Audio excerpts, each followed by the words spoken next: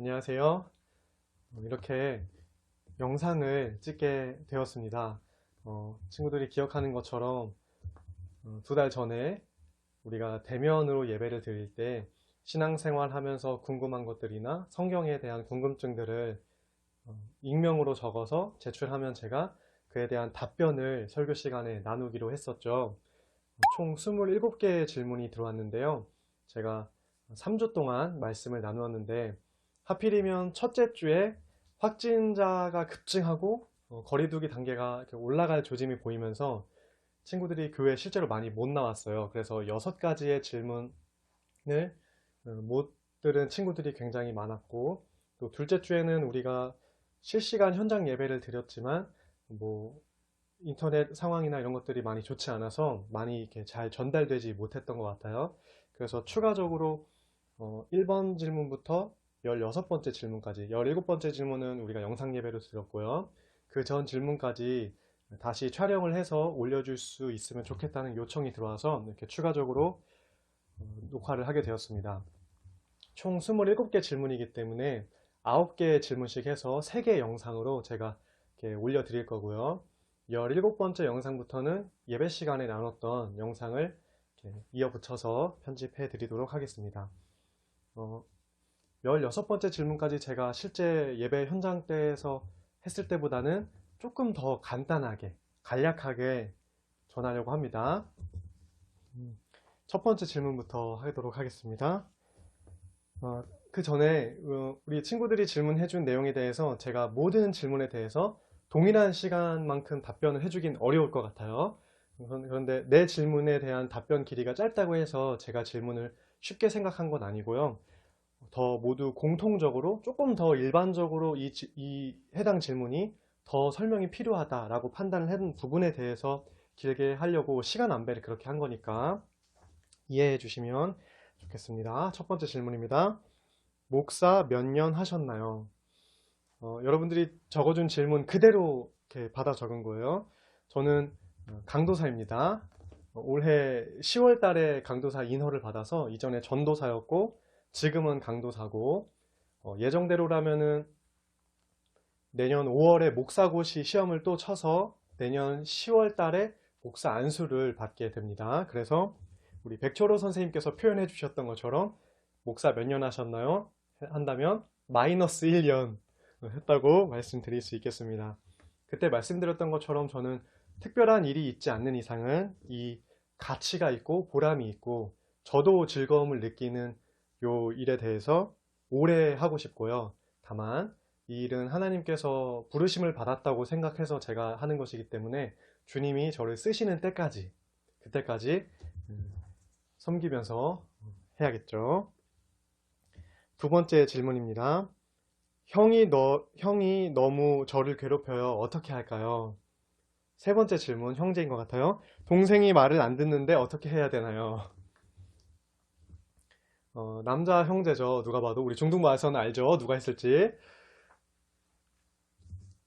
가족으로 살다 보면 서로 이렇게 짓궂게 대할 때가 있어요. 그런데 질문을 공개적으로 익명이지만 그런데 우리는 누가 했는지 알 수 있어요?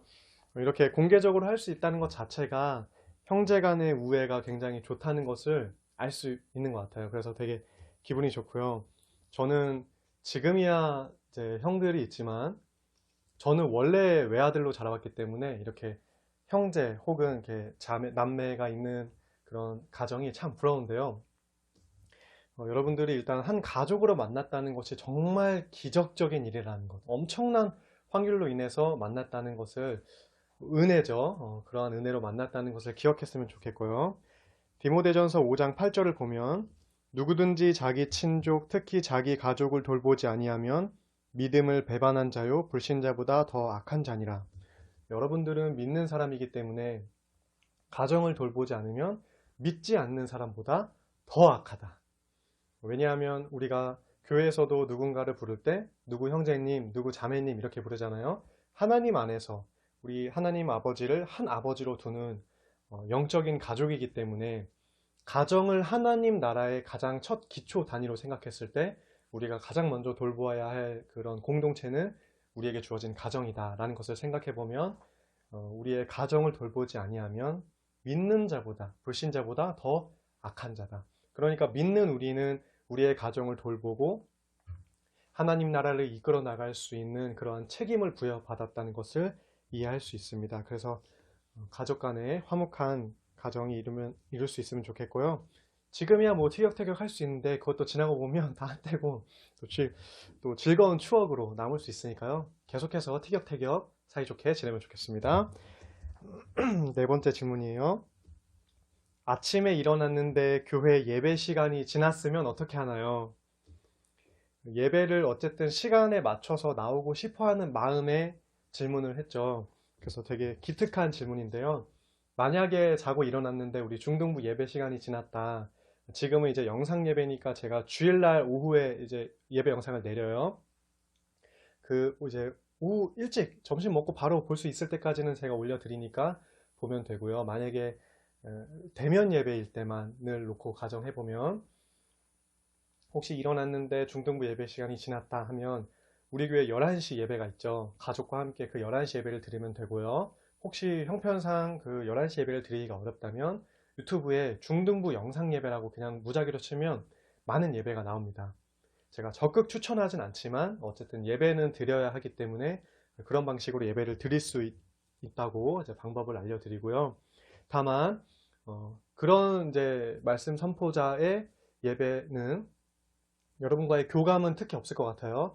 우리도 사실 2월 달에 이렇게 대면하지 못하는 상황이 되었기 때문에 좀 부족하긴 하지만 어쨌든 다른 교회 분들이고 여러분들을 위해서 기도해주는 설교자가 아니기 때문에 그냥 거기까지. 여기까지 말하겠습니다.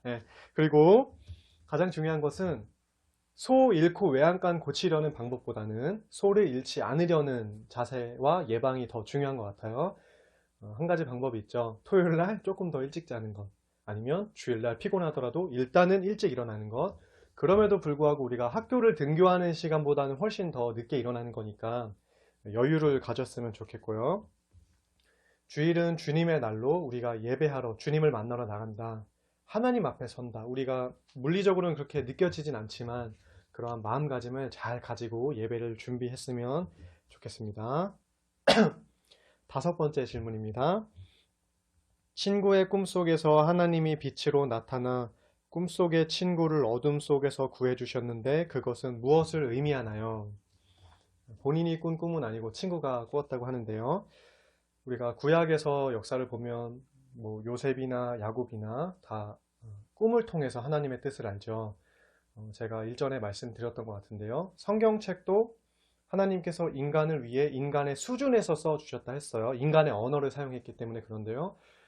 고대 근동에서도 당시에는 꿈이 신의 계시를 받아들일 수 있는, 알 수 있는 하나의 통로였어요. 그래서 그런 세계관을 가지고 있었기 때문에 하나님께서 뭐 야곱이나 성경의 인물들에게 꿈을 통해서 자신의 뜻을 알려주셨습니다.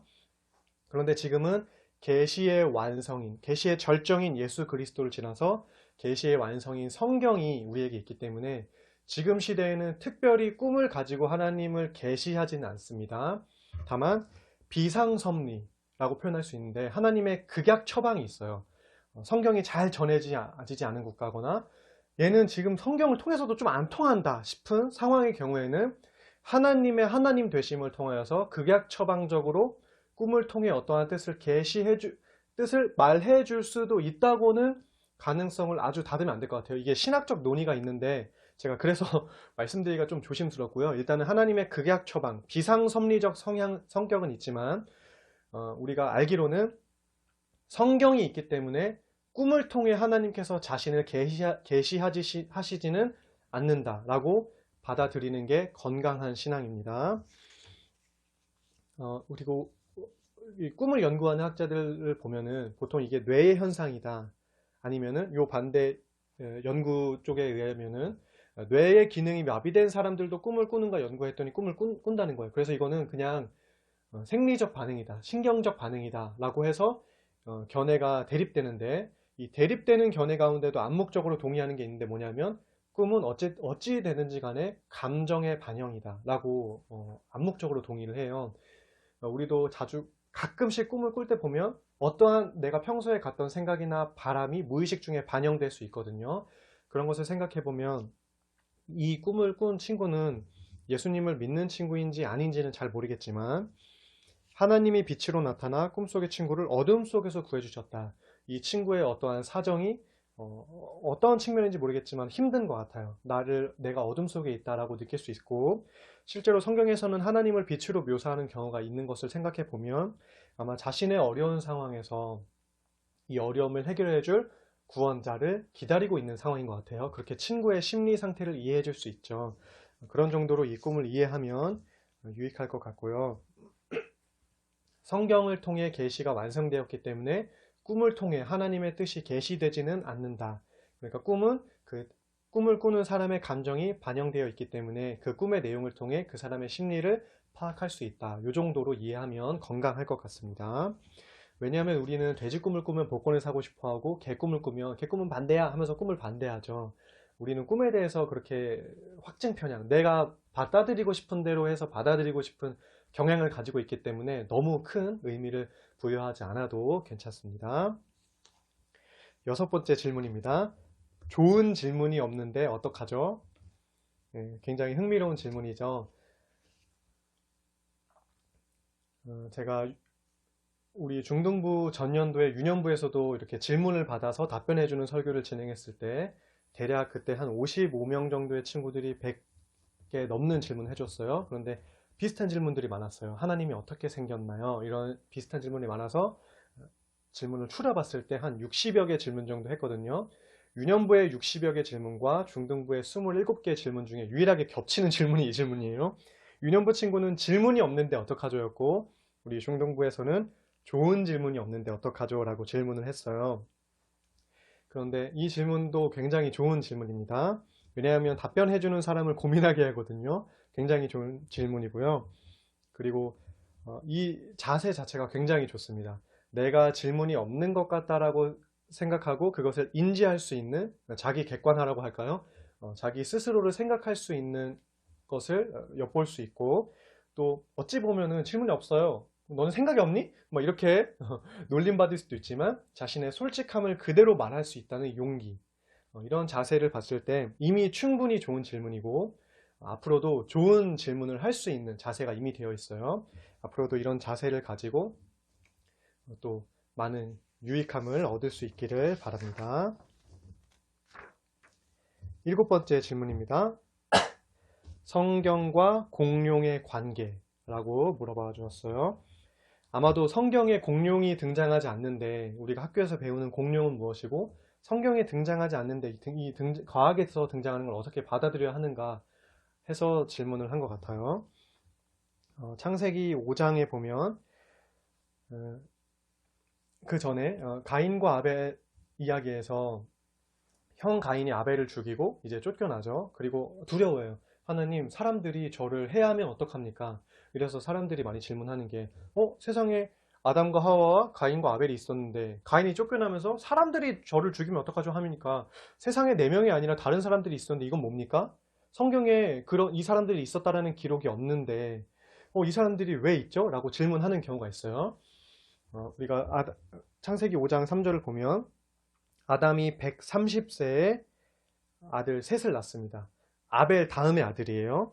그러니까 가인과 아벨까지는 130세 이전까지는 계속 자녀를 낳았을 것이고 4절을 보면 아담은 셋을 낳은 후 800년을 지내며 자녀들을 낳았으며 800년 동안 자녀들을 낳았기 때문에 얼마나 많은 숫자를 낳았을지 우리가 짐작이 안 될 정도로 많이 낳았을 것이고요. 그러면 우리가 상상을 할 수가 있죠. 성경에는 기록되지 않았지만 이 연도수, 이 해를 봤을 때 자녀들을 낳았다고 하니까 얼마나 많은 사람들일지 모르겠지만 자녀들을 낳았구나. 성경에 기록되지 않았지만 이 성경 구절을 통해서 많은 사람들이 이미 존재하고 있었음을 파악할 수가 있습니다. 그리고 성경에는 명시적으로 가인과 아벨이 아담과 하와의 첫째, 둘째 아들이다라는 명시적인 언급이 없습니다. 그렇기 때문에 실제로 이 시대 때 충분히 가인과 아벨 이외에도 다른 사람들이 많이 있었을 거라는 추측을 충분히 성경적으로 할 수 있고요. 요한복음 21장 25절에 보면 예수 그리스도의 행하신 모든 일들이 다 이 책에 담기에는 부족하다라고 말했죠. 이미 성경 자체가 우리 이제 이 영상으로는 3번째 영상인데 지난주에 나눴던 말씀에서 성경은 하나님의 구원 계획을 가르쳐 주기 위해 선별적으로 사건들을 기록했어요.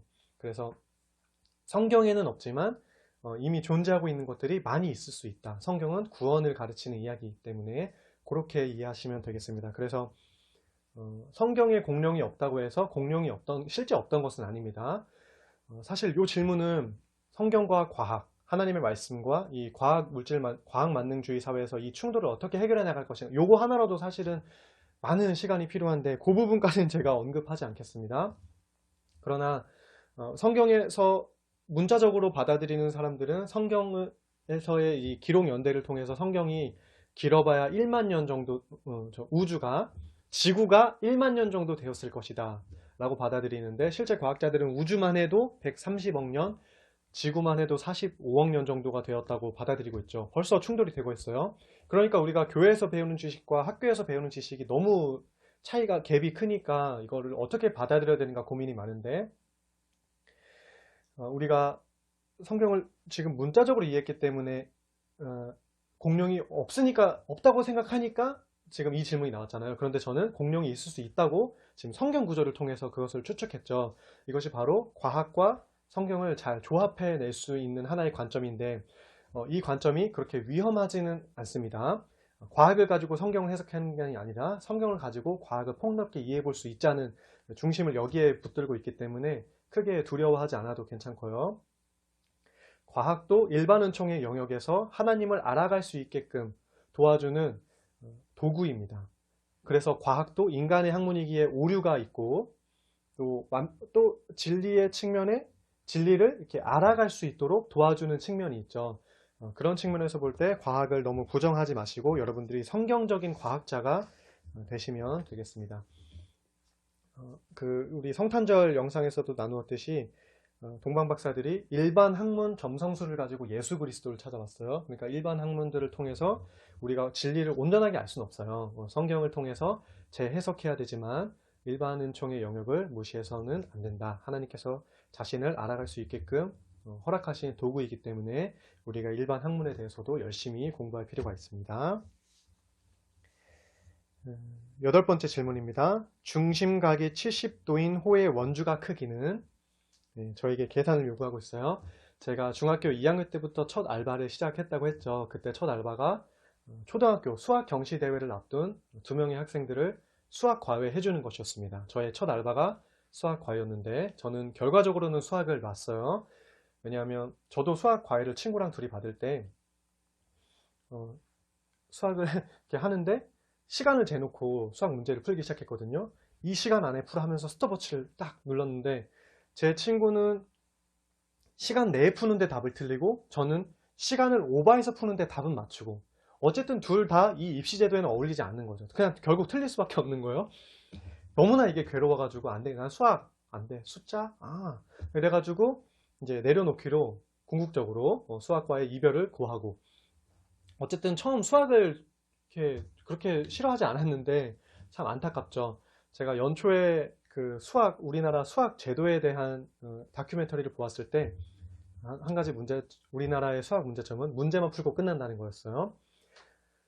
참 안타까운 일인데요. 이 질문하는 친구도 이 수학 문제를 질문으로 낸 거 보니까 수학에 대한 자신감도 있는 것 같고 동시에 수학 때문에 지쳐 있는 것 같기도 해요. 고대에서는 수학자가 철학자였고 철학자가 신학도 했습니다.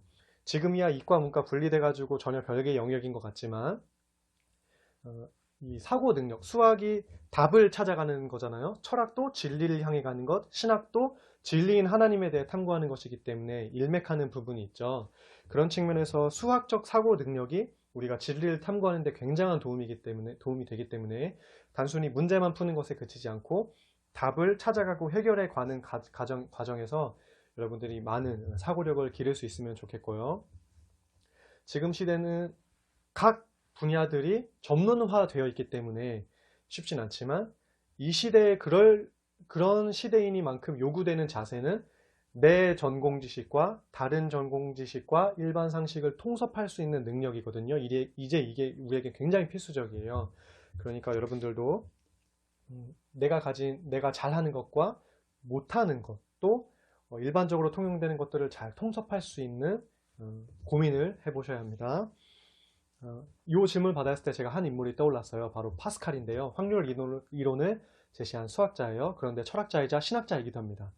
이분이 이런 이론을 제시했어요. 기독교를 믿지 않는 불신자들을 위해 하나의 논리적인 설득을 하기 위해서 이런 이론을, 확률 이론을 창시자인데 이런 이론을 제시했어요. 하나님을 믿어야 되는 이유로 이런 말을 하는데요. 하나님이 없다고 가정했을 때, 하나님을 믿는 사람과 하나님을 믿지 않는 경우, 누가 손해죠? 하나님이 없으니까 하나님을 믿는 사람이 손해겠죠. 동시에 하나님이 있다고 가정했을 때 하나님을 믿는 경우와 하나님을 믿지 않는 경우, 어떤 경우가 손해죠? 하나님이 있다고 한다면 하나님을 믿지 않는 경우가 굉장한 손해죠. 그러면 둘 손해를 볼까요? 하나님이 없다고 생각했을 때 믿는 사람의 손해가 클까요? 하나님이 있다고 했을 때 믿지 않는 사람의 손해가 클까요? 당연히 후자입니다. 하나님이 없다고 했을 때 믿는다고 한다면 죽고 나면 그냥 끝이에요. 그냥 끝. 아깝다. 괜히 믿었네? 이러면서 아까워할 수 있지만 하나님이 있다고 했을 때 안 믿으면 지옥이거든요. 이제 돌이킬 수 없어요. 굉장한 손해죠. 그러니까 이 하나님이 없는 경우와 있는 경우 둘 중에 하나밖에 없는데 그렇다면 믿는 게 차라리 낫다. 덜 손해다. 이렇게 해서 믿는 게 유익하다라고 제시를 했는데요. 우리가 이렇게 계산적으로 믿어야 하는가? 그런데 때로는 어떤 사람에게는 이러한 논리적인 설득이 필요하기도 합니다. 그런 측면에서 우리가 수학을 공부하면서도 어떻게 하나님을 변증해낼 수 있고 믿음을 도전할 수 있는가, 이런 부분들을 잘 고민해보면 굉장히 유익할 것 같습니다. 이제 마지막 질문인데요. 영상을 찍는 중에 휴대폰 연락이 와가지고 제가 그냥 끊었습니다. 9번째 질문입니다. 주님을 잘 믿으면 죄를 지어도 괜찮나요? 주님을 잘 믿고 싶기도 하고, 그런데 때로는 죄를 짓는 연약한 자신의 모습을 보면서 좀 걱정이 돼서 질문을 하는 것 같아요. 우리가 역대하 30장 18절부터 보면 최근에 큐티했던 본문이죠. 아하스 왕 때 우상을 섬기면서 이스라엘 백성들이 하나님을 섬기지 않아요. 그런데 히스기야가 왕이 되면서 이제 하나님을 제대로 섬겨보자 개혁 운동이 펼쳐져요. 그래서 히스기야가 남유다와 북이스라엘 백성들에게 우리가 유월절을 지키기 위해서 가장 이스라엘 백성들의 성대한 큰 절기였거든요. 본인들의 구원을 받았던 것을 기념하는 절기였기 때문에 굉장히 큰 절기였는데 이것을 지키면서 우리가 하나님을 믿는 신앙을 회복해보자 라고 이야기를 해요. 이 소식을 전하기 위해서 편지를 보내는데 북이스라엘의 어떤 사람들은 이 내용을 보고 비웃고 조롱합니다. 그런데 반면에는 어떤 사람들은 다시 하나님을 섬겨야지 겸손하게 이 절기를 지키기 위해서 예루살렘으로 발걸음을 옮기는 사람들이 등장을 하는데요. 이 사람들이 예루살렘에 모여서 자신들을 성결하게 하고 이 율법 규례에 맞춰서 유월절을 섬겼어야 되는데 자신을 성결하게 하지 않은 채 재물을 먹으면서 규례를 어기거든요. 이때 히스기야 왕이 하나님께 기도를 드려요. 저들을 용서해 주십시오. 그래서 하나님께서 고쳐주셨더라. 이 이야기의 흐름상 여기서 고쳤다는 것은 이제 죄를 용서해 주셨다는 것인데 하나님이 주저없이 용서하시죠. 그 이유가 뭐냐 하면 지금 죄를 지었죠. 율법의 말씀을 어겼는데도 불구하고 하나님이 한마디 말씀도 안 하시고 바로 용서해 주십니다. 지금 이들은 유월절을 지키기 위해 올라온 사람들이에요. 이미 이 소식을 듣고 조롱하고 비웃은 사람들도 있었지만 지금 율법을 어긴 사람들은 그래도 하나님을 섬겨보겠습니다 해서 예루살렘으로 올라온 사람들이었기 때문에 이들의 방향성이 지금 어딜 향해 있죠? 우상과 말씀을 거역하고 배반하는 죄의 방향성을 가진 것이 아니라 하나님을 섬기겠다는 방향성을 가지고 있기 때문에 이런 상황에서 율법의 말씀을 문자적으로 조금 어기는 것은 하나님께서 충분히 용서해 주십니다.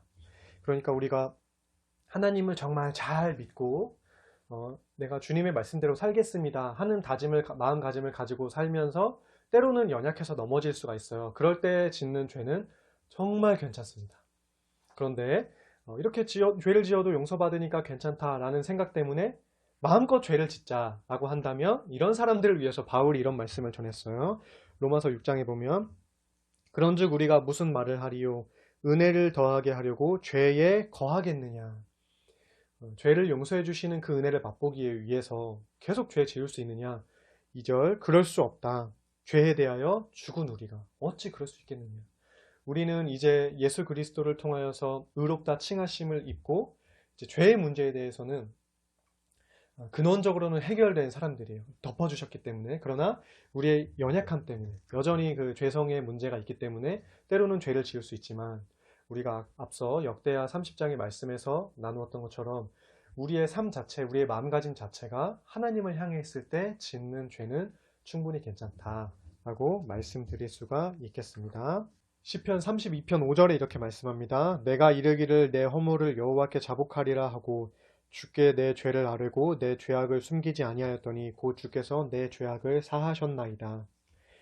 우리 주님께서는 우리가 죄를 고백한다면 얼마든지 용서해 주시기를 기다리고 계시는 분이죠. 그래서 주님을 믿는 우리가 죄를 지을 수 있지만 때로는 넘어져도 괜찮다. 하지만 이 은혜를 하나의 수단으로 이용해서 계속 죄를 짓는 것은 괜찮지 않다. 이렇게 말씀드릴 수가 있겠습니다. 우리 주님은 죄를 용서해 주시는 자비와 사랑이 넘치시는 분이라는 것을 잘 기억했으면 좋겠습니다. 이렇게 해서 첫 번째 영상 마치겠고요. 다음번에는 10번째 질문부터 18번째 질문까지 나누도록 하겠습니다.